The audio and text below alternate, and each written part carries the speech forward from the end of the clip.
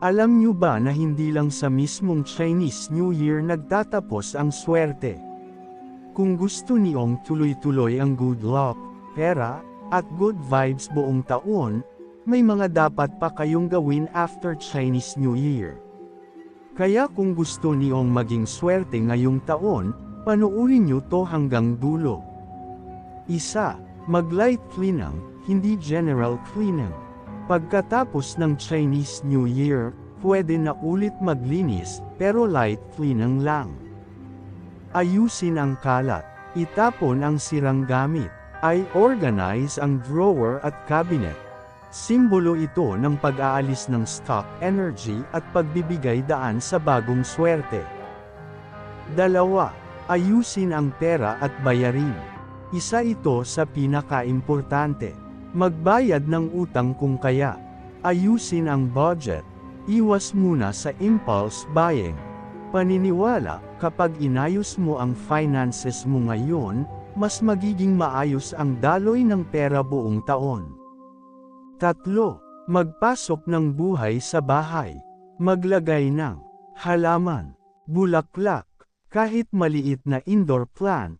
Sumisimbolo ito ng growth, renewal, at bagong simula. 4. Magsuot ng lucky colors kahit paminsan-minsan.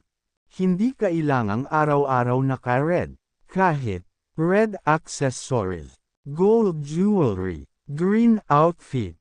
Ang mahalaga ay positive intention habang suot mo. 5. Maging mapagbigay at mabait. Simple lang. Tumulong. Magbigay ng tip. Mag-share ng pagkain. Maging patient sa tao.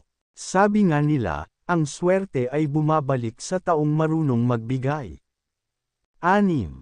Iset ang goals habang sariwa pa ang energy.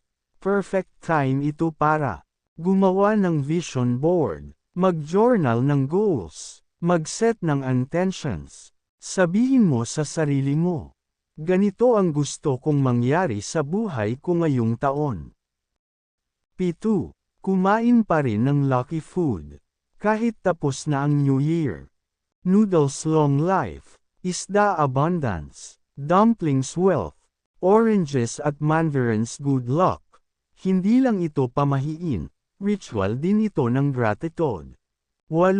Iwasan muna ang negativity, hanggat kaya.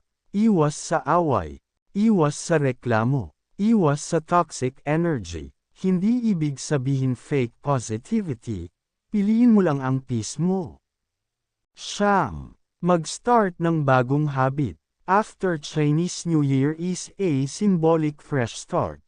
Mas maagang gising, mas healthy food, mas consistent sa goals. Kahit maliit na pagbabago, malaking epekto pag tumagal.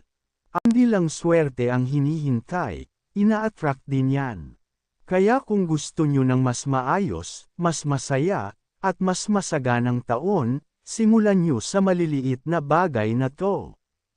Kung nagustuhan nyo ang video na to, huwag kalimutang mag-like, mag-comment kung alin ang gagawin nyo, at mag-subscribe para sa more good vibes content.